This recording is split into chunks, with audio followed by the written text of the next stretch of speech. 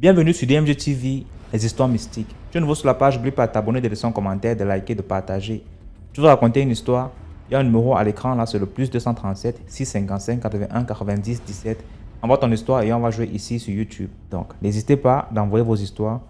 Et sachez que ce qu'on fait, c'est pour sensibiliser. N'oubliez pas de liker, de commenter, de partager. Voilà, on passe à la première histoire rapidement. Je vais vous demander d'écouter attentivement, s'il vous plaît.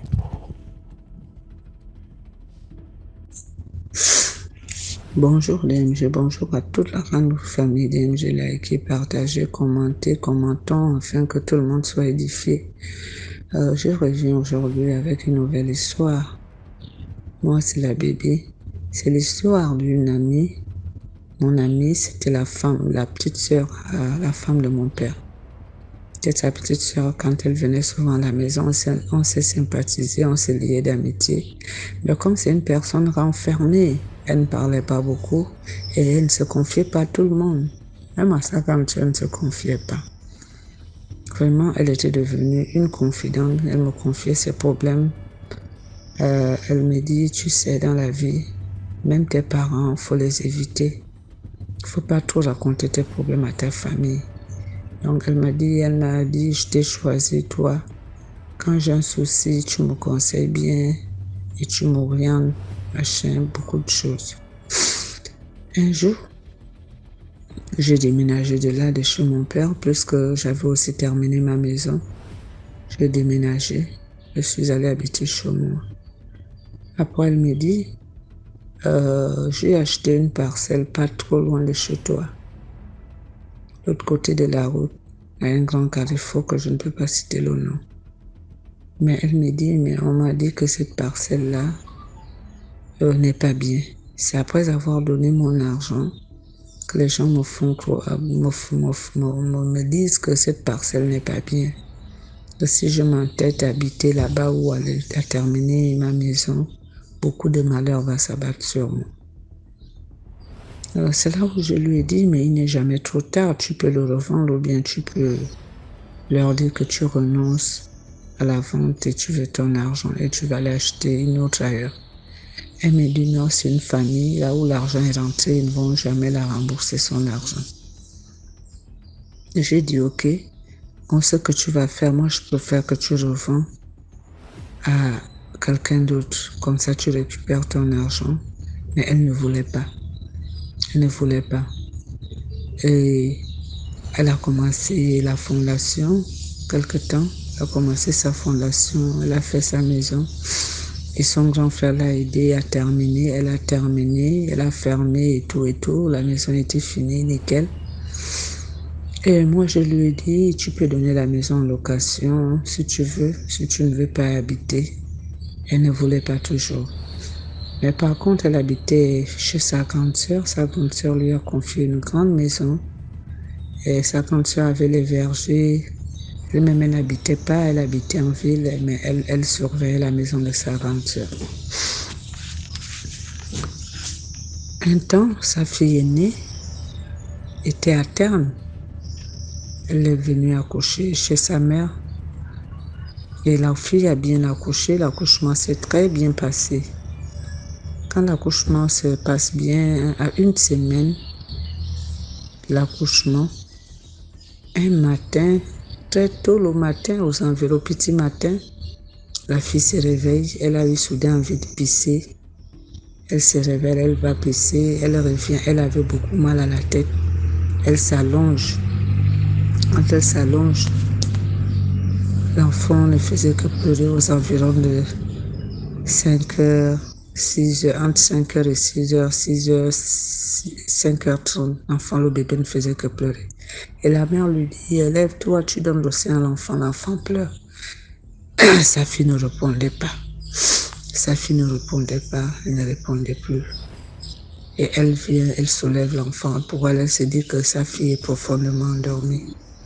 Comme elle ne dort pas la nuit, le bébé l'embête. Elle ne se réveille pas. Elle prend l'enfant, elle fait le biberon à l'enfant. L'enfant prend le biberon et après l'enfant s'endort. Mais sa fille ne réveillait pas. Et cette nuit-là, moi, je fais un rêve bizarre où je vois une fille allongée, grande taille. grande taille, elle est allongée et beaucoup de gens étaient sur elle. Beaucoup de gens se partageaient la chair de cette fille-là. L'autre disait, moi je veux le pied. L'autre disait, moi on n'offusque les cheveux. Il y a une dame qui vient en courant avec la machette, une longue machette. Elle dit, moi je veux que les ongles. Moi je veux même les ongles, je veux les ongles. Elle a coupé, elle est partie en courant. Et d'autres venaient sur les yeux, d'autres sur le nez. Beaucoup de gens, beaucoup avaient les couteaux, les machettes. Ils se partageaient la chair de cette personne. Et moi j'étais comme si j'étais dans une tribune où je regardais ce qui s'est passé dans un stade. J'étais perché en haut, mais eux, ils ne me voyaient pas. Mais ils se partageaient la chair de cette fille-là. Et je vois les habits de cette fille. Au fond, je disais, mon Dieu, c'est quelle fille ça, qu'on partage sa chair. Et le lendemain matin, je me réveille, quand je fais ce rêve-là, je dis à ma grande sœur, vraiment, j'ai fait un rêve bizarre, un rêve étrange. Voilà le rêve que j'ai fait. Je vous jure, DMG, 1 heure à peine, c'est ma copine qui m'appelle en pleurant. Elle me dit, sa fille est décédée. Je dis, ta fille est décédée, qu'est-ce qu'il y a eu? Oh non. Aux environs de 3 heures, 4 heures, elle s'est réveillée. Elle avait beaucoup mal à la tête. Elle s'est soulagée et elle s'est réendormie. Et là, jusque-là, elle ne bouge pas. On l'a amenée dans une clinique là à côté. Là-bas, on a dit l'enfant est décédé. Là, ils sont à la maison, ils l'ont ramené à la maison. Ils attendent les pompes funèbres. Je me prépare, on part là-bas. Je vous jure, DMG, elle était allongée, la façon que je l'ai vue allongée sur son lit. C'est comme ça que je l'ai vue allongée dans mon rêve. Et j'ai reconnu l'enfant de mon ami. Comme c'est une fille grande de taille, je vous jure, la famille avait les mêmes habits. Et j'ai pas parlé de ses rêves à sa mère. J'ai fermé la bouche. Parce que ce genre de choses, quand tu le dis aux gens, c'est toi qui auras des problèmes. DMG, et c'est comme ça qu'on a fait le deuil de cette fille. Elle est décédée, elle a laissé un nouveau-né. Après les funérailles, on l'a amenée au village, on l'a enterrée là-bas. Quand ma copine est revenue, et elle a dit, vraiment, je ne sais pas ce qui m'arrive, beaucoup de choses. Et elle a fait le deuil de sa fille. Et c'est une personne beaucoup religieuse, elle va beaucoup à l'église, elle prie beaucoup. Et son pasteur l'avait dit, si tu ne fais pas attention, la maison, le terrain que tu as acheté, tu as conçu la maison. Moi, je t'ai dit, cette place n'est pas bien. Et tu t'entêtes à y aller. Tu as mené beaucoup les hommes de Dieu, on a prié. On a prié, c'est pas suffisant. Il y a beaucoup de choses enterrées dans cette parcelle-là. Les propriétaires ont gaspillé cette parcelle. Et tu ne veux pas comprendre, on te parle, tu ne veux pas comprendre. Si tu ne fais pas attention, le malheur va s'abattre dans ta famille. Et c'est comme ça qu'elle me dit encore la nouvelle. Moi, j'ai dit, je suis fatiguée de te conseiller. Je suis fatiguée. En tout cas, fais comme bon te semble. Et la grande même nouvelle, elle déménage chez sa grande sœur, là où sa grande sœur a confié la maison.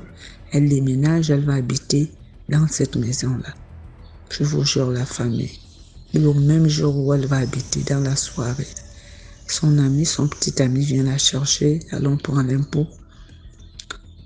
Elle part, elle sort, elle laisse ses enfants, elle va prendre le pot. Et c'est comme ça que mon amie n'est plus jamais revenue. C'est comme ça qu'elle décède en cours de route. En cours de route.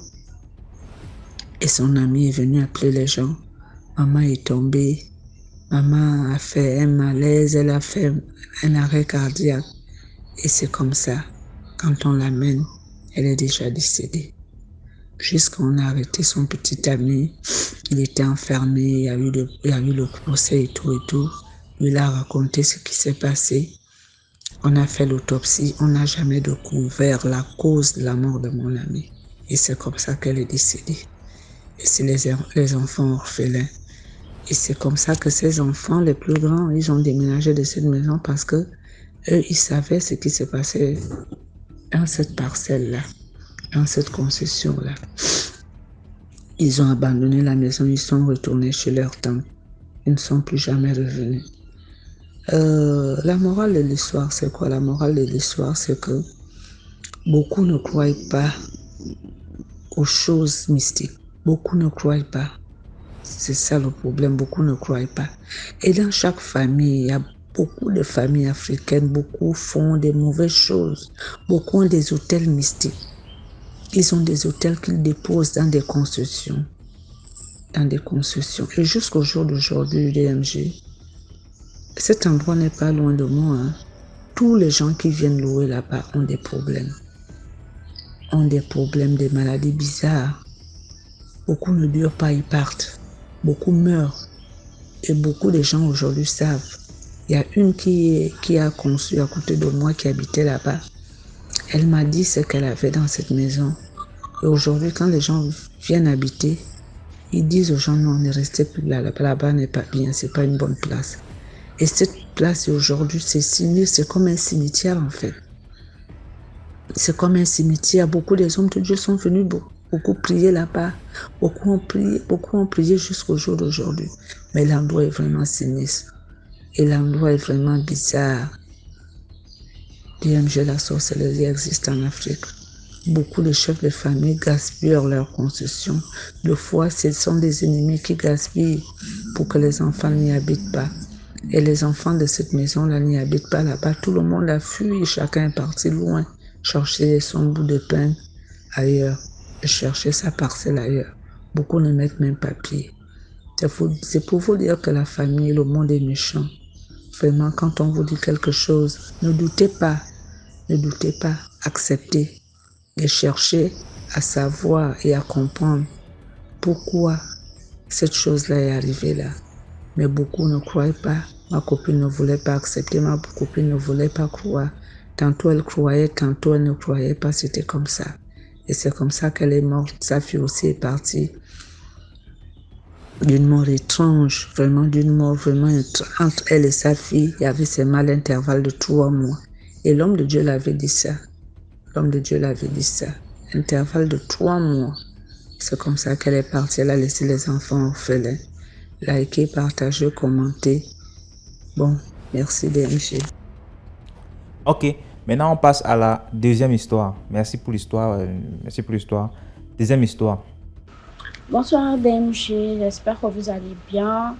Et la communauté aussi, je vous passe le bonsoir. Ça dépend à quelle heure vous allez écouter ce vocaux. Bon, moi je suis malienne, mais moitié sénégalaise, je peux dire comme ça. Côté maternel, je suis sénégalaise. Et côté paternel, je peux dire comme ça, je suis malienne. Bon. Moi, l'histoire que je vais vous conter aujourd'hui, c'est l'histoire d'une albinose. Ça s'est passé ici au Mali. Bon, je ne veux pas dire la ville, tout. Je ne veux pas dire aussi mon nom et tout. Bon, l'histoire, ça s'est passé depuis longtemps. En ce moment-là, on était encore des enfants. Moi, je peux dire comme ça parce que l'histoire, ça remonte depuis mes 10 ans comme ça.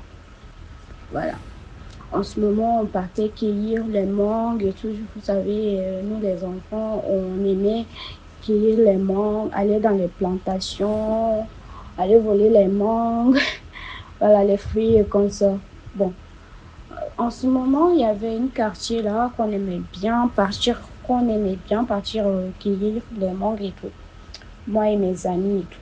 Bon, l'histoire, ça s'est passé dans le quartier là. Bon, il y avait un homme qui était dans les cours, je peux dire, mais ici on dit Louancé, en Bambara. On peut dire les cours communales, bon, peu importe. Ils étaient là-bas et tout.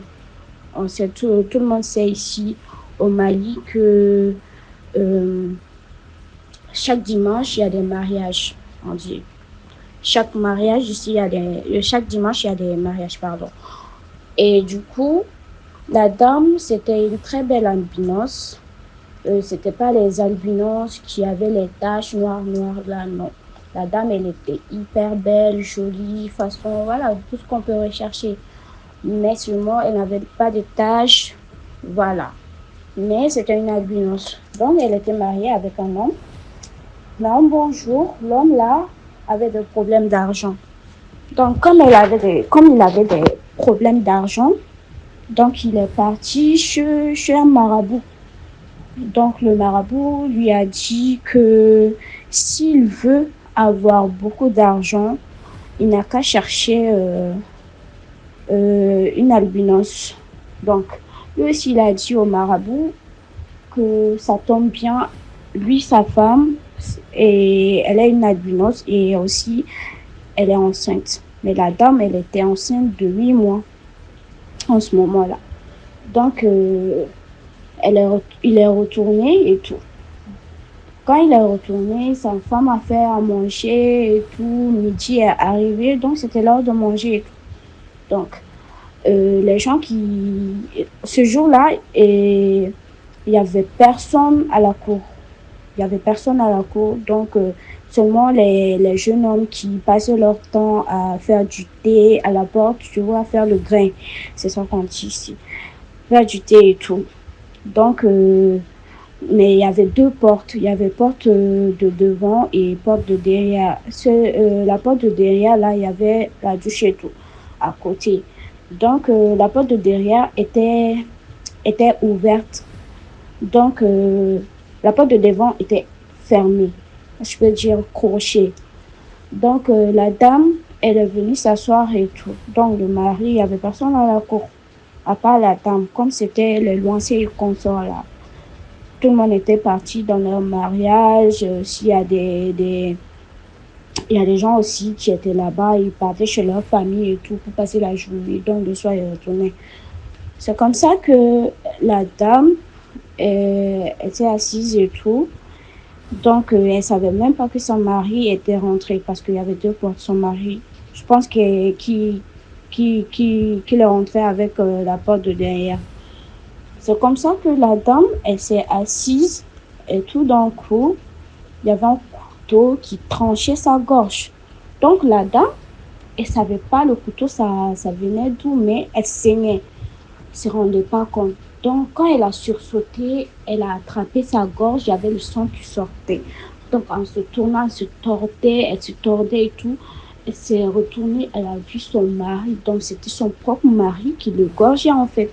Donc, comme son homme n'était pas sorti et tout, elle a couru de derrière, elle a couru là-bas et elle est tombée à la porte. Ça trouvait qu'il y avait les jeunes qui faisaient les thés et consorts là. Elle est tombée là-bas. Et quand elle est tombée, son âme est sortie, elle est morte. Et quand elle est morte, il y avait son mari qui est sorti de l'autre côté de la porte du devant et il a couru. Et quand il a couru, les jeunes du quartier se sont levés et ont commencé à crier et tout. Attrapez-le, attrapez-le. Tu vois, mais il y avait les jeunes aussi qui étaient de l'autre côté, qui ont entendu soit eux aussi, ils se sont levés pour poursuivre le mari avec un bâton et des pierres. Et quand ils ont attrapé le mari et tout, bon, ils ont appelé les policiers aussi. Les policiers sont venus, ils l'ont attrapé et on l'a amené. Et quand on l'a interrogé et tout, et comment dire, le mari a dit que c'est lui et le marabout qui étaient d'accord pour sacrifier la femme là. Et du coup, le mari devrait amener, comment dire, le sexe de la femme et, comment dire, un petit doigt de la femme et les yeux de la femme. Donc, c'est comme ça que il n'a pas pu faire tout ça là. Donc, la femme, je peux dire, la femme a vu façon son mari voulait le sacrifier. On peut dire que c'est Dieu qui n'a pas voulu que tout ça là n'arrive et que c'est pour cela que la femme a pu s'échapper. Mais bon, elle est morte et tout, mais on a attrapé le mari. Et le marabout, les policiers sont partis voir le marabout, là où il était et tout, mais le marabout n'était plus là. Donc il s'est enfui. Et c'est quand il s'est enfui et tout, les policiers aussi attrapé l'homme là et amené dans le grand cours du prison d'ici qui est appelé Bolé. Mais après, on l'a déféré là-bas. Et après, les gens se sont levés, ils ont dit que non, Bolé, c'est pour les femmes. Et c'est pour les femmes et les mineurs. Donc, ils doivent l'amener dans l'autre prison pour hommes et tout. Donc, c'est comme ça qu'on l'a amené là-bas et tout jusqu'à présent. Mais moi, j'ai pas pu demander jusqu'à présent ce que l'homme est devenu. Mais nous, on a déménagé de là où on était, et on est parti dans un autre quartier et tout.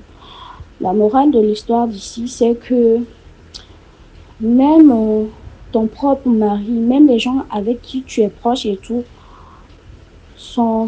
tu connais pas leur fond, tu connais pas leur fond. Et il faut pas avoir confiance totalement à tout le monde, même dans ta famille et tout, il faut pas avoir confiance à tout le monde. On a dit que dans la vie, il faut te confier avec les gens qui sont proches de toi, mais il faut pas avoir trop confiance aux gens. Et si la dame, elle est morte comme ça, c'était une très belle albinos. Très belle albinos. Et du coup, c'est comme ça qu'elle est partie et tout. Désolée, je compte pas souvent les histoires, mais j'ai beaucoup d'histoires à vous raconter et j'espère que je me suis débrouillée pour compter, mais je suis pas habituée à parler. Je suis pas habituée à parler comme ça et voilà. Et merci à vous. Passez une très bonne soirée ou bonne journée. Voilà, maintenant on passe à la troisième histoire. Bonjour DMG. Ça fait beaucoup de mois maintenant que je te suis. C'est la première fois que je vais envoyer une note vocale. Vraiment, je suis un tout petit peu stressée. Mais je vais faire l'effort de parler correctement pour permettre aux auditeurs de bien écouter. Alors, je suis une jeune Congolaise de Brazzaville, vivant à l'étranger. Voilà, aujourd'hui, j'ai eu l'opportunité d'écouter l'épisode 341, je crois. Il y a un monsieur qui attirait l'attention des parents sur les enfants. Je joins simplement mon témoignage au sien parce que moi aussi j'ai été victime de cela. J'ai été victime de cela dans mon enfance. Ma grande sœur également a été victime de cela. Je pense qu'il ne faudrait pas seulement que les parents attirent l'attention aux enfants par rapport aux étrangers, mais même concernant les membres de la famille. Parce que ce genre de choses, ça peut se faire entre cousins, ça peut se faire entre frères et sœurs, ça peut se faire entre oncles et neveux, ainsi de suite. Moi, je me rappelle, lorsque j'avais peut-être 5 ans, quelque chose comme ça, notre maman, elle nous interpellait toujours. Vous savez, les filles, les mamans ont toujours certaines appellations pour la partie intime des filles, et les garçons, on appelle peut-être, nous à l'époque, maman, elle a appelé pour les filles, elle avait surnommé la partie pipi. Pour les garçons, c'était la zigoulette. Alors, elle disait, jamais, il faudrait jamais jouer avec son pipi. T'as compris? Vous avez compris, hein? Elle disait à ma sœur et à moi, vous avez compris? Nous aussi, on disait toujours oui, maman. Et jamais, quand un garçon t'appelle, seul ne va jamais. Tu as compris? Nous aussi, on disait toujours oui, maman. Ne sachant pas pourquoi elle le disait, mais elle le disait avec des expressions aussi innocentes pour ne pas brusquer notre innocence également, pour ne pas qu'on se mette plein de points d'interrogation dans la tête également.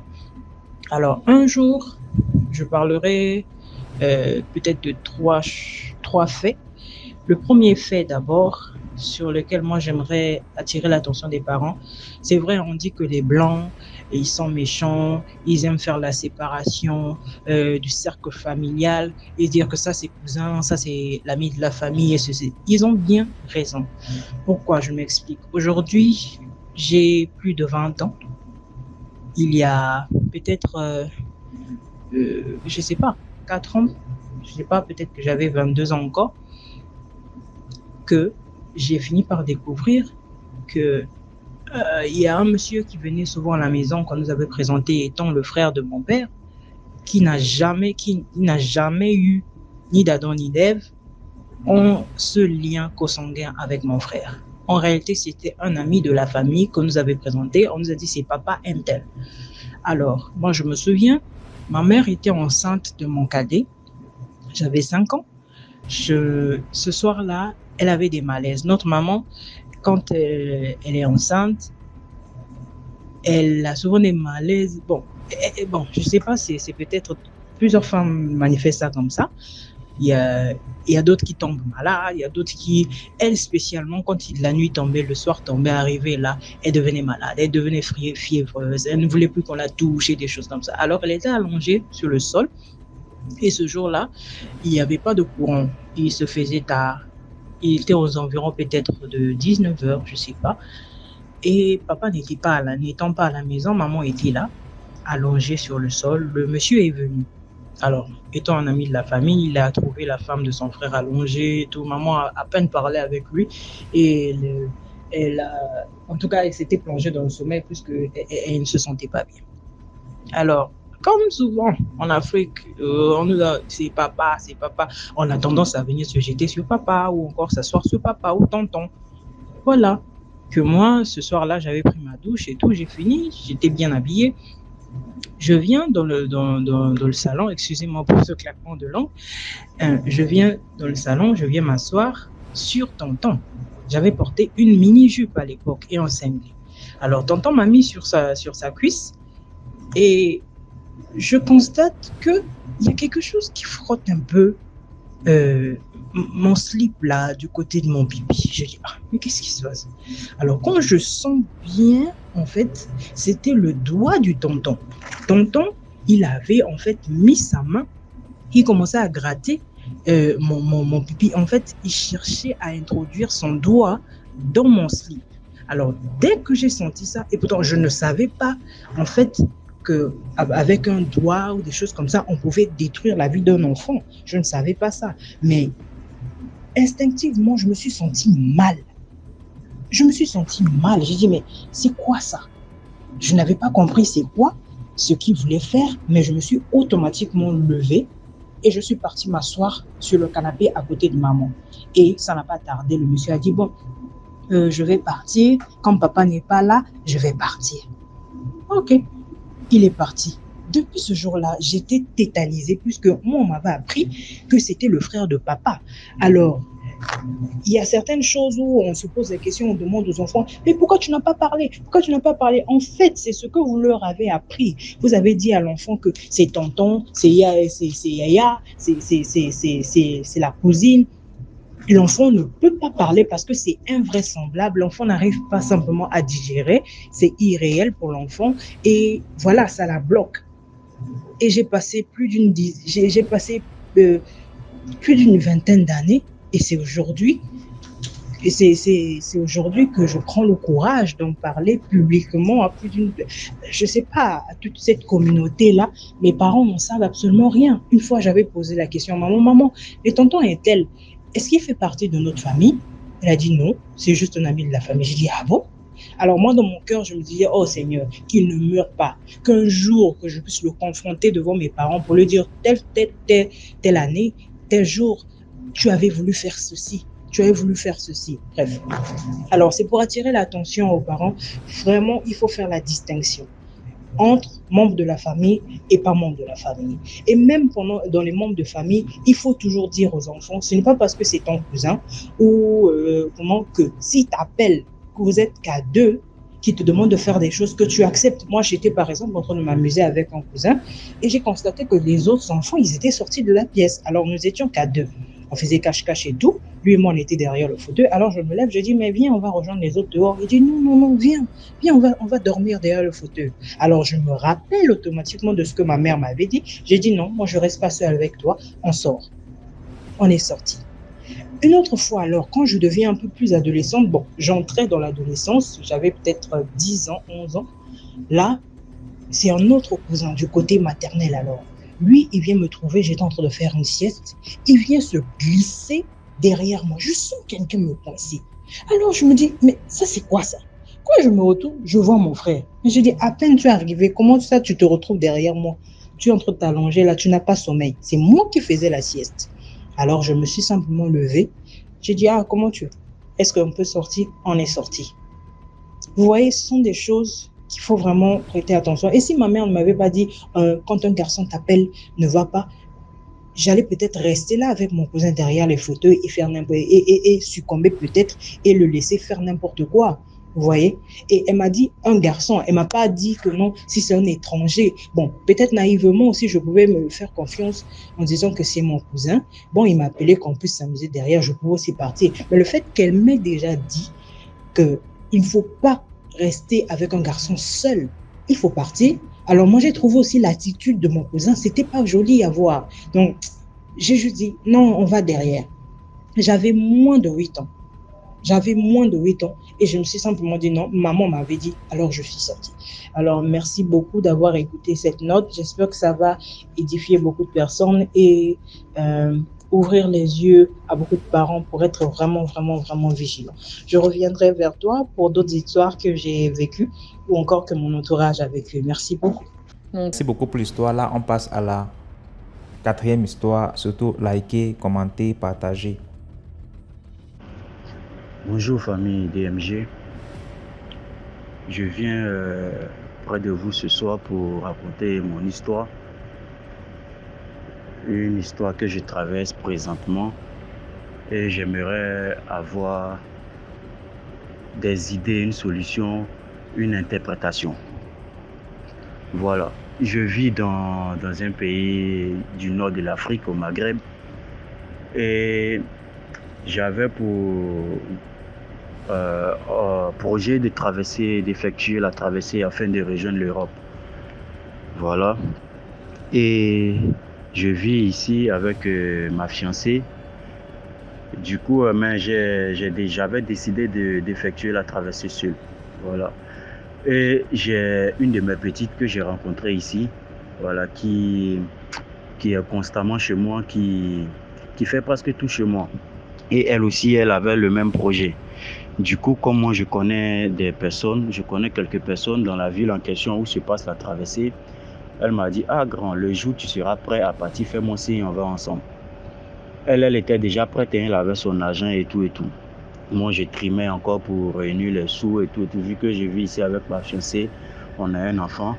Je ne peux pas partir sans leur laisser quelque chose. Voilà, donc je tirais à gauche, je courais encore à gauche, à droite, afin de réunir un peu une petite somme une somme un peu conséquente que je vais leur laisser quand je vais partir. Voilà. Donc ma petite, comme je l'ai dit, elle était déjà prête, elle avait déjà son argent et tout, c'est moi qu'elle attendait. Et comme ça traînait de mon côté, bon, je me suis dit, c'est pas à cause de moi, elle aussi, je vais la retarder. Donc j'ai un ami qui descendait dans la même ville, qui était lui aussi prêt. Donc je lui ai dit, bon, voici ma petite, dévance-moi, va avec elle, comme moi je ne suis pas encore prêt, allez-y, va avec elle d'ici une semaine et demie maximum. Quand je réunis toute la somme de mon côté, je descends, je vous rejoins. Et donc c'est comme ça que mon gars en question est descendu avec ma petite. Il est allé avec ma petite. Et pendant ce temps, moi j'avais pris un temps de jeûne, j'ai pris 3 jours de jeûne et de prière avec ma fiancée afin de confier mon projet de voyage à Dieu. Et je demandais dans la prière, mon intention de prière était que si c'est mon destin, si c'est par là que je dois passer afin de rejoindre l'Europe, afin pour espérer à une vie meilleure, un lendemain meilleur, que le Seigneur facilite tout. Mais dans le cas contraire, si ce n'est pas mon destin et que je dois trouver malheur sur ce chemin, qu'il me le montre. Voilà, et c'est avec cette intention de prière que je jeûnais avec ma fiancée. Du coup, après le 3e jour de jeûne, le matin du 3e jour de jeûne, j'ai fait un rêve. Dans le rêve, il y avait 2 personnes, un jeune et un monsieur. Et dans le rêve, c'était comme si le monsieur en question faisait partie d'une organisation, d'une ONG qui s'occupait des migrants. Et il posait des questions aux jeunes. Il lui a demandé, tu es ici, ça fait longtemps. Le jeune a dit oui. Il lui posait des questions, quoi. Et pendant l'interview, le monsieur qui posait les questions a remarqué qu'il y avait des diplômes, des documents sur la table en face du jeune. Et il a demandé au jeune, ce sont tes diplômes? Le jeune a répondu que non, ce ne sont pas mes diplômes, ce sont les diplômes de mon frère. Et donc le gars lui a demandé, ton frère, il est également ici? Il a dit oui, mon frère est ici avec moi. Mais ça fait un bon moment maintenant, il est parti pour un voyage, pour la traversée, on n'a pas de ses nouvelles. Et je me suis réveillé. Et bon, je n'ai pas trop pris ça en considération, honnêtement. Je continuais, j'étais toujours dans ma prière et dans mon jeûne. Pendant ce temps, ma petite, dont j'ai parlé plus haut, était déjà descendue dans la ville en question avec mon ami. Du coup, comme ça traînait de mon côté, il y avait un convoi qui était déjà prêt à leur niveau. Donc, on les a lancés. Elles ont pris le convoi et tout. Le même jour que ma petite là a été lancée, le convoi est parti, le convoi a pris la mer. Le matin de son voyage, on l'a appelé le matin vers 6h. On a parlé, papoté et tout et tout. Et je crois qu'on les a lancés en début de journée, peut-être 10h, 11h par là. Et ce même jour-là, dans la nuit, je fais un rêve sur ma petite. Dans le rêve, c'est comme si j'étais dans une maison, il y avait plusieurs chambres. J'ai ouvert une chambre, je suis rentré, j'ai trouvé que ma petite était dans la chambre en question. Et je lui ai demandé, mais toi tu es ici? Elle a dit oui, je suis ici. À cause du voyage là même, je suis allé jeter mon argent cadeau. C'est ce qu'elle m'a dit dans le rêve et je me suis réveillé en sursaut. Bon, je me suis dit, peut-être comme on vient de les lancer, le bateau est sur l'eau actuellement. Bon, comme je m'inquiète un peu, c'est pour ça que c'est un peu le stress. Donc, je n'ai pas considéré, j'étais toujours en prière. Ça, c'était le jeudi, on les a lancés un jeudi. Le vendredi, c'est-à-dire le lendemain, je fais un autre rêve sur ma petite. Et dans le rêve, moi et ma fiancée, nous étions couchés dans la chambre, sur le lit. Et la petite a ouvert la porte, ça c'est dans le rêve. Et qu'elle a ouvert la porte, bizarrement dans le rêve, c'est comme si on savait qu'elle était décédée. On savait que c'était un revenant qui rentrait, un fantôme qui rentrait. Donc du coup, on a eu peur. Moi et ma fiancée, on s'est agrippés l'un contre l'autre et on a fait face au matelas pour ne pas la voir. Donc c'est comme si elle essayait de s'approcher de nous toucher. Et je me suis encore réveillé en sursaut. Bon, j'ai encore prié, j'ai encore confié ça au Seigneur. Et comme je l'ai dit tantôt, moi, ma petite, elle m'a dévancé parce que moi, j'essayais encore de réunir un peu de sous que j'allais laisser à ma petite famille ici avant de partir. Et dans ce temps-là, pendant ce temps, moi, j'avais réussi à réunir cette somme. Du coup, je devais partir le mardi qui suivait. C'est-à-dire, j'ai fait le rêve dont je viens de parler, je l'ai fait le vendredi. Et le mardi qui allait suivre, moi, je devais descendre dans la ville en question avec 2 autres amis pour effectuer la traversée. Et donc, le dimanche, d'après le vendredi où j'ai fait le second rêve, le dimanche, je dors, je fais encore un autre rêve sur ma petite. Et dans le rêve, j'étais couché dans le lit avec ma fiancée et ma petite j'étais couché dans le lit avec ma fiancée et je lui expliquais dans le rêve les précédents rêves que j'ai fait sur son amie. Et elle m'a dit, je vais me donner le nom de X. Elle m'a dit, X, toi avec tes rêves qui se réalisent là, ne me fais pas peur, je vais avoir peur de marcher dans la maison là. Et elle s'est levée dans le rêve, elle est rentrée dans la douche, elle allait prendre sa douche. Et quand elle a fini de prendre sa douche, elle rentrait, ça a coïncidé. Moi, je sortais de la chambre et on s'est croisés, moi et ma fiancée, devant la porte de la chambre et elle m'a tendu la main. Donc pour moi, je me suis dit, c'est ma fiancée. J'ai tendu la main, elle a saisi mes mains. Et lorsqu'elle a saisi mes mains, dans le rêve, je me suis rendu compte que c'était plus ma fiancée, mais c'était l'esprit de ma petite là dans ma fiancée. Et elle a serré mes mains, elle a saisi mes mains et elle me balançait comme si elle voulait danser avec moi. Elle remuait la tête, elle faisait des grimaces, elle murmurait. Et dans le rêve, j'ai su que j'étais en face de l'esprit de ma petite dans ma fiancée. Donc du coup, intérieurement dans le rêve, j'essayais de prier, j'essayais de dire le nom de Jésus, mais ça ne sortait pas. J'ai insisté, jusqu'à finalement c'est sorti Jésus. Et quand c'est sorti Jésus, brusquement, c'est comme si j'arrivais maintenant à entendre ce qu'elle murmurait. Et elle m'a dit, tu vas faire un accident, tu vas casser ton pied. Et je lui ai dit, tu es vaincu, ta parole est vaincue. C'est si le Dieu en qui moi je crois, il n'est pas vivant, il n'existe pas, c'est là et seulement là que moi je vais faire un accident, je vais casser mon pied. Mais s'il existe, il n'en sera rien. Et j'ai réussi à enlever mes mains dans ses mains. Du coup, dans l'appartement où on vit avec un de mes petits qui occupe la deuxième chambre. Et dans le rêve, c'est comme si quand ma fiancée est sortie de la chambre, de la douche, mon petit, lui, il est rentré dans la douche. Donc maintenant, moi, je sors pour appeler mon petit. Ah, viens voir ce que Y est en train de dire à travers ma fiancée. Et quand j'appelle mon petit, on revient.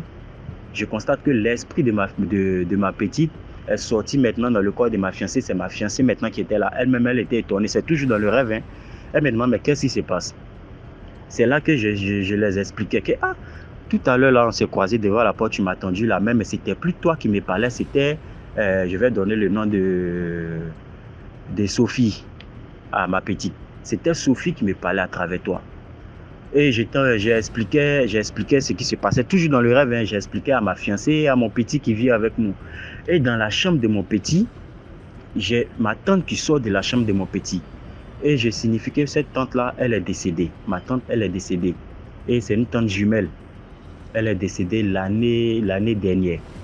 Et ma tante sort de la chambre et elle me demande qu'est-ce qui se passe. Et donc, j'explique maintenant aux trois, c'est-à-dire à ma tante, à mon petit, à ma fiancée. Voici ce qui vient de se passer. Voici ce que tel m'a dit à travers toi. Et c'est là ma tante me dit dans le rêve, certainement, elle est venue t'informer de quelque chose qui doit arriver. Et je me suis réveillé en sursaut. Et du coup, c'était le dimanche, j'ai fait ce rêve-là. Je devais aller le mardi avec mes amis dans la ville en question où on devait effectuer le voyage. Du coup, je me suis dit non, ça fait 3 rêves successifs. Et ce dernier rêve est tellement fort que je ne peux pas le prendre à la légère et m'entêter, me lever et partir comme ça. Du coup, j'ai décidé de patienter, de les laisser dévancer le temps de continuer dans mes jeûnes et prières afin de voir plus clair dans la signification de ces rêves-là. Et donc, mes amis en question, eux, ils sont descendus dans la ville en question le mardi comme prévu. Et Dieu a fait grâce, une semaine après, leur convoi a été lancé, ils ont effectué la traversée, ils sont arrivés sains et saufs. Et je signifie que depuis là, jusqu'à présent, on n'a toujours pas des nouvelles de ma petite en question. On pense même qu'ils sont décédés, on pense que leur convoi a fait naufrage. On pense même qu'ils sont décédés parce que jusqu'à aujourd'hui, c'était depuis le début du mois d'août. Jusqu'à maintenant, on n'a toujours pas de leurs nouvelles. Et donc franchement, ce rêve-là continue de me fatiguer parce que j'ai toujours ce projet d'effectuer la traversée. Et j'aimerais vraiment, famille DMG, dans les commentaires, s'il y a des personnes qui savent interpréter les rêves, s'il y a des personnes qui font de la voyance, qui peuvent m'aider à mieux comprendre ces 3 rêves que j'ai fait sur ma petite et aussi le fait que jusqu'à présent, on n'a pas de ces nouvelles. On n'a pas de ces nouvelles. Et voilà, ça me fatigue. Ça me fatigue, voilà. Donc j'aimerais vraiment que DMG, que tu postes que mon message arrive à toi. Et j'espère que ce message sera posté. Et j'espère que je pourrai avoir une interprétation afin de mieux comprendre ces 3 rêves que j'ai fait sur ma petite. Et donc voilà. C'est l'histoire que je traverse actuellement et c'est ce que je voulais partager avec vous. Vraiment, je vous remercie déjà. Et j'espère vraiment avoir des solutions, des réponses en commentaire. Merci de partager, de liker, de commenter. Merci beaucoup pour l'histoire. Là, on passe à la 5e histoire. Bonjour et bonjour la communauté. J'espère que tout le monde se porte bien. Sinon, de mon côté, ça va bien, bien, bien. Et bonne vendredi à tout le monde. Hein. Ok. En fait, j'ai une petite histoire que je voulais partager avec vous. La semaine passée, j'avais envoyé un message. Là, je disais, je vais envoyer un message aussi, mais je suis allée pour m'occuper de quelque chose là. Donc, j'étais un peu occupée. Sinon, ça va quand même. Sinon, de mon côté, ça va bien, bien, bien, bien. Donc, en fait, l'histoire qui m'est arrivée la semaine passée et le mercredi passé, hier mercredi là qui est passé, ça fait une semaine que cette histoire est arrivée sur moi. Donc, l'histoire c'est comment j'étais dehors parce que la condition ne travaille pas bien à la maison. Donc, je voulais télécharger quelque chose et j'ai dû sortir dehors pour bien télécharger ça et rentrer à la maison comme ça. Donc, j'étais dehors à côté de ma maison. Et puis, il y a un jeune homme qui m'a remarqué. Mais quand moi, j'étais là, je l'avais pas suivi que non, le monsieur était là-bas, tu vois. Donc, j'étais en train de faire mes TikTok, tout ça là. Je danse, je fais des trucs, je vais, je reviens, tout ça. Et puis, à un moment donné, 13h à 14h comme ça, le gars m'a appelé. Il m'a fait, demoiselle, viens. Je n'ai pas refusé. D'habitude, moi, je refuse comme ça. Donc, la façon dont je l'ai vu, non. Moi, je croyais que c'est quelqu'un qui veut demander, peut-être, il cherche quelqu'un dont il veut demander la maison ou quelque chose comme ça. Donc, c'est pour ça que je me suis approchée de lui. Et là que je me suis approchée, il me dit que non, quand il m'a vu, je l'ai plu. Donc, il m'a aimé en même temps quand il m'a vu. Donc, à lui, que moi, avec lui, on sort ensemble, tout ça là. Et vraiment, mes soeurs. Il y a des choses maintenant, je te jure, il y a des choses maintenant qui peuvent te tuer, qui peuvent t'anéantir en même temps devant la personne, que tu peux même pas dire quelque chose. Le genre, moi, je suis une fille qui est un peu la tête dure là. Donc, ça, moi, je dis ça, moi, j'ai ça comme ça. Parce que moi, je sais que j'ai un peu la tête dure. Parfois, si j'ai dit que je vais faire quelque chose, même si tu veux me tuer, tu ne vas pas me trouver, tu vois. Donc, c'est comme ça. Là, je me suis approchée de monsieur, là, il me dit non, quand il m'a vu, ça l'a plu. Et lui veut de moi, lui veut ceci, mais lui veut pas que je le mente. J'ai dit, il m'a cité tous les trucs qui existent dans le monde là. Oui, mais le problème que quoi, si j'accepte aujourd'hui en même temps, de coucher avec lui, lui va me donner tout ce que je veux. Mais j'ai dit, comment je vais coucher avec toi? Je ne te connais pas. Il me dit oui, parce que lui m'a vu. La façon dont je l'ai pu, lui veut en même temps faire l'amour avec moi parce que lui n'a jamais fait l'amour avec quelqu'un. Donc lui veut que c'est moi qui va lui dévierger. Mais je dis comment c'est moi? Comment est-ce qu'une femme va dévierger un homme? Que non, c'est ça, c'est moi qui va lui dévierger. En tout cas, moi, je n'ai jamais entendu ça. Je n'ai jamais entendu ça. Je n'ai jamais entendu un homme ouvre sa bouche pour dire qu'il est vierge. Donc, c'est une femme qui va lui dévierger. Je n'ai jamais entendu ça, moi. Elle dit non, t'inquiète pas. Donc, il m'a donné un rendez-vous d'un hôtel. Un hôtel comme ça, un parking. Donc, à côté des parkings, là, il y a un hôtel là-bas. Donc, il m'a donné le rendez-vous de là-bas. À 20h. À 20h, lui va m'appeler parce que lui, il est commerçant de grand marché. Tu vois, il m'a dit commerçant de grand marché, les Nigériens là. C'est comme ça, il m'a dit. Et c'est un garçon musulman aussi, parce que moi, je suis une fille musulmane. Donc, il m'a donné son nom que je ne vais pas donner aussi, tu vois. Donc, c'était comme ça. Là, j'ai dit, en tout cas, je ne suis pas sûre que ce que tu me dis de faire là, je peux le faire pour toi, parce que moi, je ne peux pas faire. Et puis, je ne m'attendais pas comme ça à faire l'amour. Moi, je ne peux pas rester comme ça. Et puis, quelqu'un va me venir me dire que non, je veux qu'on fasse l'amour aujourd'hui. Je te connais où? Ou bien tu es qui pour moi? Tu n'es pas mon copain. Que non, laisse ça. Lui veut que moi avec lui on soit ensemble. Mais lui veut qu'aujourd'hui là on fait l'amour ensemble. Mais tout ce que je veux là, lui va me donner. Maintenant j'ai dit moi comment tout ce que moi je veux? C'est que moi je vais là, toi tu ne peux pas me donner. Non, lui va me donner, c'est l'argent. Mais je dis toujours c'est que moi je veux c'est là, toi tu ne peux pas me donner ça. Et non, ça ma chérie. Moi je t'ai dit qu'aujourd'hui là c'est toi qui vas me dégager. Je te te jure, avec moi là, tu verras, hein, le bonheur. J'ai dit, j'ai le garçon là, m'a cité tout là. Il est en train de parler, on dirait c'est un radio RFI qu'on a ouvert déposé. Il parle, il y a les gens même à côté là, il s'en fout qu'il y a les gens. Il s'en fout pas mal qu'il y a les gens. Il continue seulement à parler de ce que lui il a vu dans sa tête. J'ai dit, tiens, il n'y a pas de problème. On verra ça la soirée parce que j'ai fait ça pour qu'il va partir. Je suis fatiguée de parler. Donc, elle m'a dit de lui donner mon numéro. Et je lui ai donné mon numéro. Donc, quand je lui ai donné mon numéro, je ne sais pas exactement ce que j'ai tourné ma tête pour faire. Et puis, le gars a tenu ma main.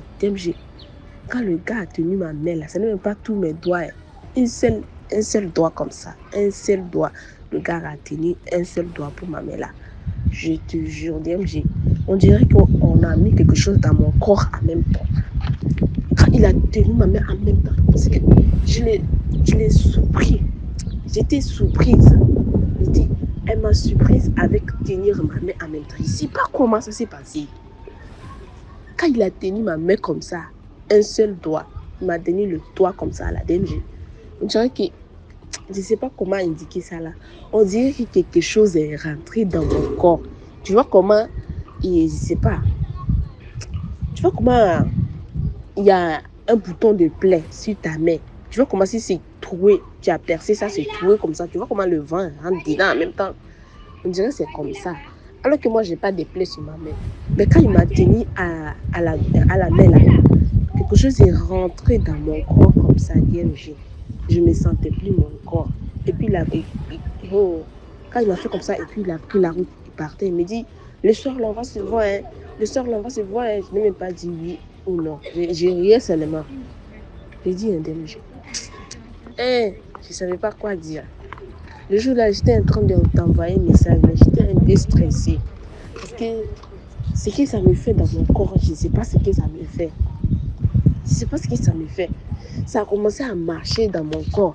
Ça marche dans mon corps jusqu'à s'arriver sur ma main droite. On dirait qu'il y a quelque chose sur ma main, dans ma main. J'ai commencé à faire des trucs bizarres. Je ne sais même pas ce que je faisais. On dirait de me coucher par terre, là où c'est fraîche, pour que ça va m'arranger. Ou bien comment, je ne sais pas quoi dire. Je te jure. Et je suis en même temps que c'est le garçon qui m'a tenu la main, c'est lui qui m'a fait ça. Mais je ne sais pas quoi exactement qu'il a mis ça sur mon corps. Je ne sais pas quoi exactement c'est qu'il a mis sur mon corps. Je ne sais pas. Je ne sais pas au juste. Donc j'avais eu peur. Et à un moment donné, je n'ai pas eu peur. Je dis ce qu'il veut de moi. Je te jure sur au nom de Dieu. Tu ne vas jamais obtenir ce que tu veux de moi. Parce qu'avec page de DMG, là, moi, je suis développée. Et je suis devenue claire plus que tout. Mais toi, tu vas venir devant moi comme ça, encore chez moi, je vais venir me tuer. Ça, c'est faux. Je ne sais pas quand il m'a tenu la main comme ça, il va me faire quelque chose pour que la soirée, c'est moi-même qui va l'appeler pour dire que non, je suis là. Ou bien comment. Je ne sais pas quoi dire. Donc, ça a commencé à me faire des trucs comme ça. Et quand je regardais l'heure, quelque chose m'a dit de regarder l'heure. Quand j'ai regardé l'heure, il est déjà 13h50 quelque chose. Et j'ai rentré à la maison en même temps. J'ai dit, je vais aller prier. Et je suis allée là-bas en même temps. J'ai fait les prières. Quand j'ai fini de faire mes prières, j'ai prié le bon Dieu. J'ai dit, Dieu, tout ce que le garçon là m'a fait tout de suite là, c'est quelque chose de mauvais, Dieu. Il faut lui ramener ses affaires. Parce que là, je n'ai pas de problème avec quelqu'un pour que quelqu'un va venir me donner problème dans ma vie. C'est ce que j'ai dit à mon Dieu. J'ai dit, Dieu, pardon. Je souffre pour gagner ma vie. Il ne faut pas que quelqu'un va venir me prendre la vie. Pardon, Dieu. Je ne veux pas. Et puis, quelques temps, jusqu'à 15h comme ça s'est arrêté. Ça s'est arrêté, je me suis endormie un peu. Dès que je me suis réveillée à 17h, je me porte bien. Maintenant, à 18h arrivé, 19h, 20h, voilà lui qui m'appelle. Lui, il est déjà prêt et je suis prêt pour aller où? Moi, je ne vais pas faire ce que tu m'as dit. Hein. Je ne vais pas. Parce que de toute façon, tu me dis, je vais te dévierger là. Moi, je n'ai jamais fait ça. Je n'ai jamais fait ça avec un homme pour aller dire que tu veux le dévierger. Donc, pardon. Et le monsieur, il a coupé l'appel là, DMG. Depuis le mercredi là, il ne m'a plus appelé. Hein. Depuis le mercredi là, il ne m'a plus appelé jusqu'à aujourd'hui, DMG. Il ne m'a plus appelé, ni même message. Parce que le jour, le mercredi, là, il m'avait envoyé les vocales en train de me supplier de venir. Me supplier, c'est juste que je ne peux pas envoyer les vocales là. Me supplier de venir. Oui, c'est entre nous les musulmans seulement. T'inquiète pas. Moi, je n'ai jamais fait l'amour avec quelqu'un. Mais moi, je vais commencer ça avec toi. Je veux ceci. Il dit, mais attends, toi, tu veux... Je ne sais même pas quoi dire, DMG. Le jour là, ça m'a dépassé. J'ai dit, tiens, Dieu Tout-Puissant. Vraiment, c'est pour dire, mes soeurs et mes frères, de faire très, très attention. Parce que parmi les femmes, il y a ça. Parmi les hommes, il y a ça. Il y a ça. Quand il m'a tenu la main, je ne sais pas ce qu'il a fait rentrer dans mon corps. Et puis, j'ai eu mal à mon corps. Je ne sais plus quoi faire avec mon corps. Et Dieu m'a aidé. La soirée, quand il m'a appelé, je lui ai dit, non, je ne vais pas. Je ne veux pas. Parce que je ne veux pas aller faire l'amour avec quelqu'un que je ne connais pas à cause de l'argent. Non, je ne peux pas. Donc, c'était ma petite histoire là. Vraiment, on doit faire très, très attention parce que le monde là qu'on vit, c'est devenu vendre. C'est devenu nous tous sommes devenus des vendeuses. On est devenus des vendeuses. Donc, si quelqu'un trouve quelqu'un là, qu'il a le moyen de vendre là, il peut te vendre. Il peut te payer gratuitement comme ça. Sans ta permission. Il peut te payer gratuitement sans te demander. Donc, c'est vraiment de faire très, très attention. Apprenez soin de nous. Vraiment. Parce que le jour là, si je n'ai pas eu l'idée d'aller prier le bon Dieu pour que Dieu va m'aider là, je ne savais pas où je serais aujourd'hui. Je ne savais pas si je vais aller à l'hôtel là, je vais revenir. Je ne vais pas revenir. Si je reviens, c'est avec maladie. Je reviens avec la santé, en bonne santé. Je ne sais pas, DMG. Donc, c'est ma petite histoire, ça. C'est dire à mes frères et mes sœurs de faire très, très attention. Et depuis le jour là, je n'ai plus croisé le gars, ni même m'appeler, ni même m'envoyer le message. Il ne m'a plus envoyé. Moi aussi, j'ai son numéro ici. Je n'ai même pas tenté. Et je ne l'ai même pas bloqué. Je croyais que le lendemain, il va encore m'appeler. Non. Donc, je ne l'ai pas bloqué. J'ai laissé ça jusqu'à aujourd'hui. Je voulais voir ce qu'il va faire. Il m'a dit de l'envoyer mes photos. Moi, je suis quelqu'un, je n'envoie pas mes photos aussi. Mais vraiment, ce qu'il m'a fait, ça m'a rendu peur tellement que je ne sais pas quoi faire.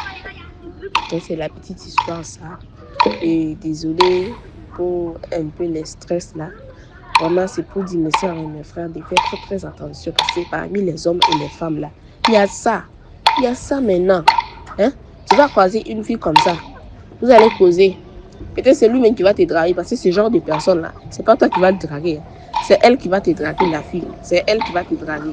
Si toi tu es un homme naïf là, parce que tu veux l'argent, parce que ton truc ne veut pas rester tranquille, tu veux que non, c'est parce qu'une fille, c'est une fille qui m'a appelé, je dois lui montrer que je suis garçon là. C'est la mort que tu vas aller montrer. C'est la mort là que tu vas aller te trouver là-bas. Donc c'est fait très très attention. Attention même. Donc c'est ma petite histoire ça. Et bonne journée à tout le monde. Je reviens pour une autre histoire. Bye. Merci beaucoup pour l'histoire. Maintenant, on passe à la 6e histoire. Bonjour, la grande famille DMG. Bonjour à DMG lui-même et merci beaucoup pour son initiative. Merci beaucoup pour son concept parce que grâce aux différentes histoires des gens, on arrive beaucoup à se méfier du monde. On arrive beaucoup à se méfier des gens de notre entourage, même dans la famille. Et moi, je dis merci, que vraiment que Dieu le bénisse pour ça, que Dieu le protège, qu'il le garde. Et moi, c'est ma première fois aujourd'hui de raconter mon histoire. Bon, je vais raconter mon histoire et je vais intituler mon histoire La trahison maléfique. Bon, cette histoire m'a été racontée par ma grand-mère qui n'est plus aujourd'hui. Eh bien, c'était l'histoire de sa camarade dont à l'époque, elles étaient des potes, des copines. Elles étaient, en tout cas, elles faisaient tout ensemble, quoi. Elles partaient faire le commerce ensemble, elles faisaient tout.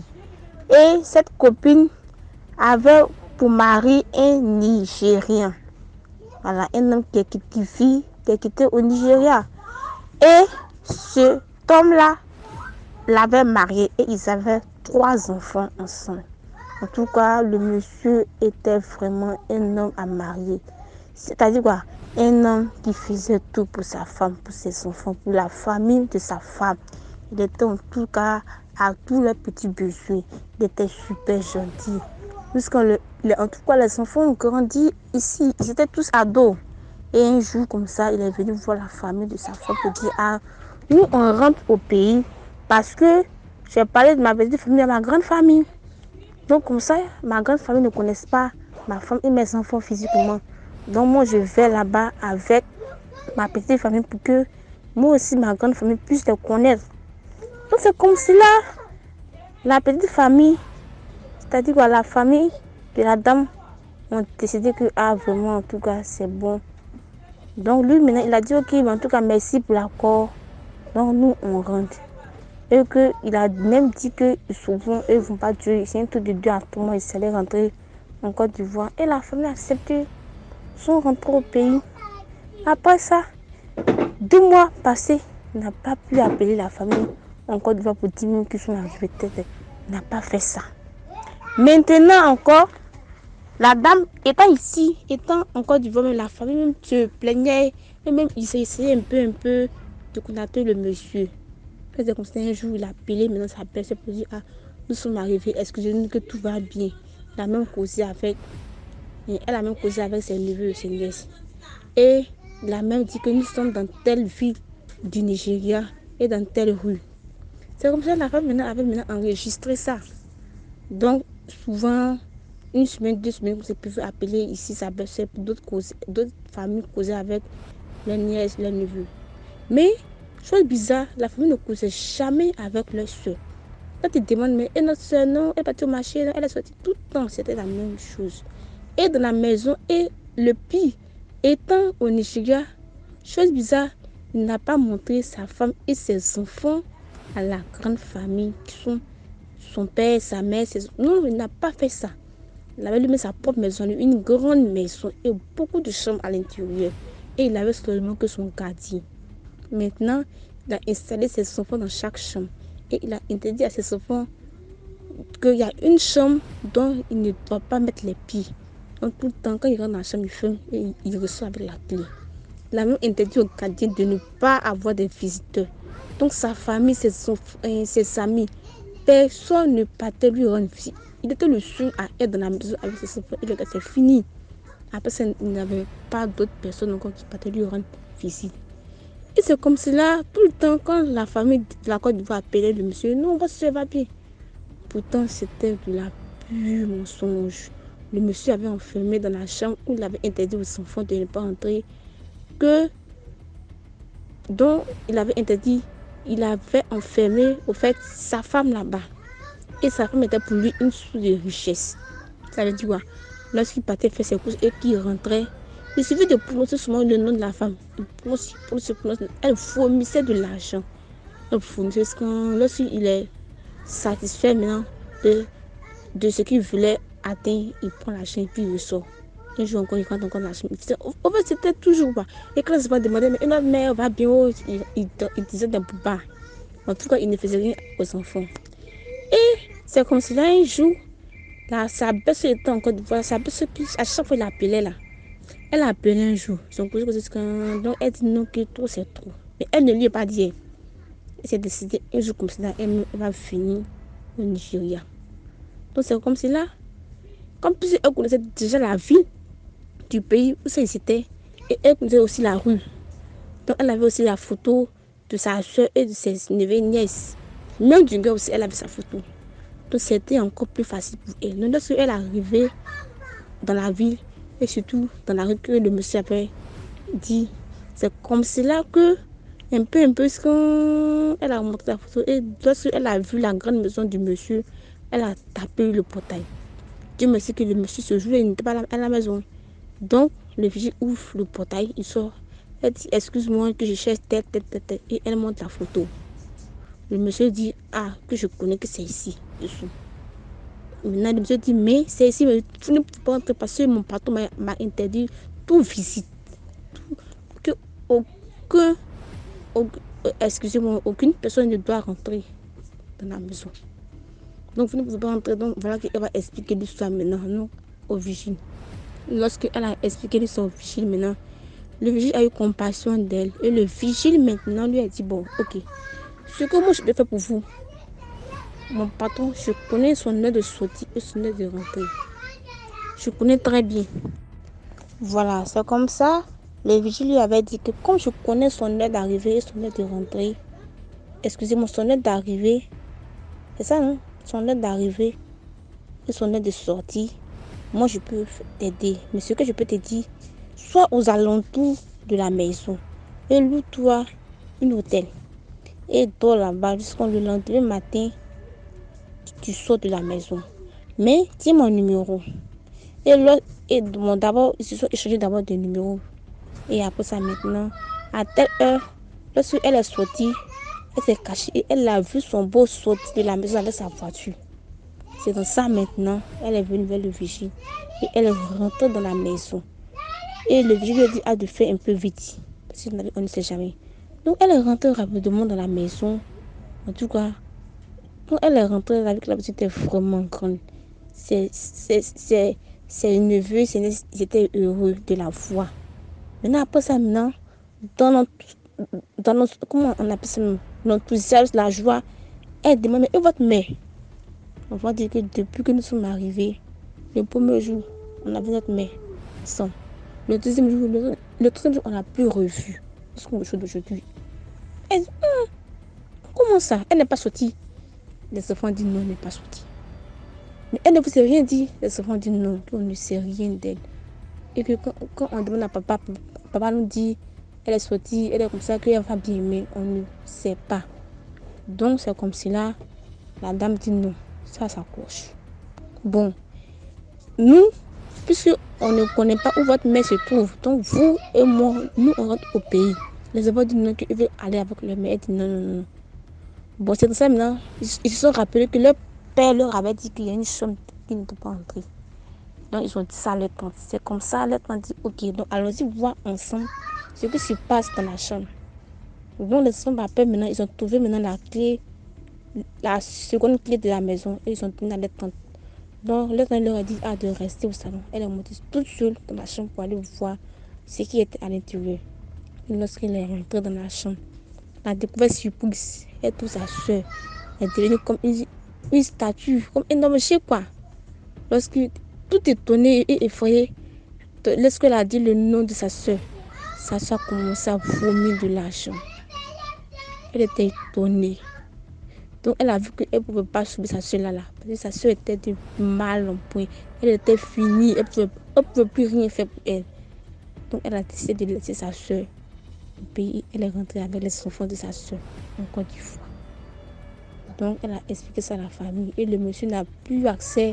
Il n'a plus jamais appelé ses soeurs. Elle n'a pas appelé pour dire que non, elle n'a pas fait ça. Elle a tout coupé pour avec lui. Même si depuis ce jour, il n'est plus rentré au pays jusqu'au jour d'aujourd'hui. Donc on ne sait pas si lui-même il est mort. Bon, on ne sait pas. Bon, c'était ça mon histoire. Et bye bye. Et à la prochaine pour une nouvelle histoire parce que j'ai beaucoup d'histoires à raconter. Merci pour ces histoires. Merci pour l'histoire. Et on se reprend demain à 12h00 pour une nouvelle vidéo. Merci à tous ceux qui ont partagé, à ceux qui ont liké, les actifs dans les live chats là. Merci à vous tous. Voilà. Donc, on se prend demain à 12h00 pour une nouvelle vidéo. Ciao, ciao.